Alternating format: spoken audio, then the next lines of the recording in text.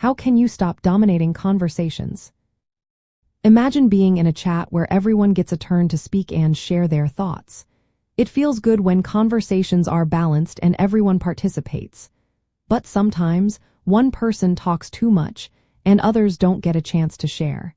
If you notice this happening with you, don't worry. There are simple ways to fix it and become a better conversationalist. First, understanding turn-taking is key.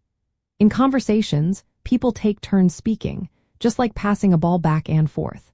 If you interrupt or talk for a long time without giving others a chance, it can feel like you're taking all the space. Learning to notice pauses and cues from others helps you know when it's your turn to listen or speak. When you see someone pause or look ready to talk, it's a good sign to let them have their turn. Next, practice active listening. This means really paying attention to what others are saying instead of thinking about what you want to say next.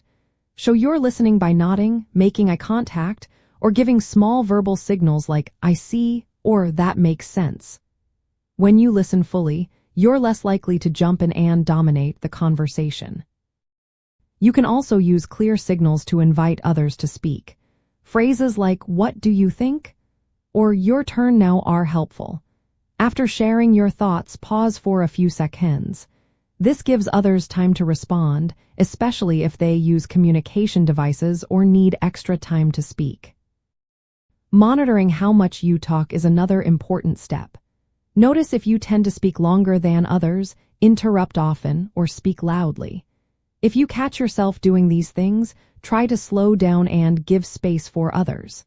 Using a calm voice and shorter sentences can help keep the conversation fair. Pragmatic skills, or knowing how to use language socially, also matter. Think about when it's appropriate to speak and when to listen. If you're unsure, asking a trusted friend or a speech therapist can help you learn these skills. Nonverbal cues are powerful too. Making eye contact, nodding, and smiling show you're engaged without interrupting.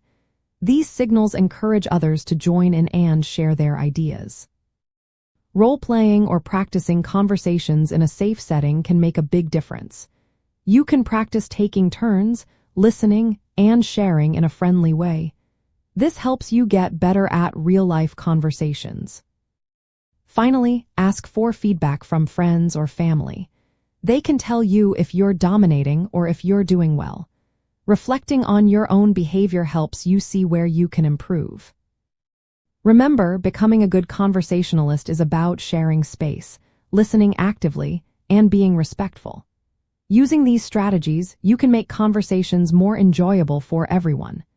Speech pathologists often help with these skills by teaching ways to improve fluency, voice control, and social communication.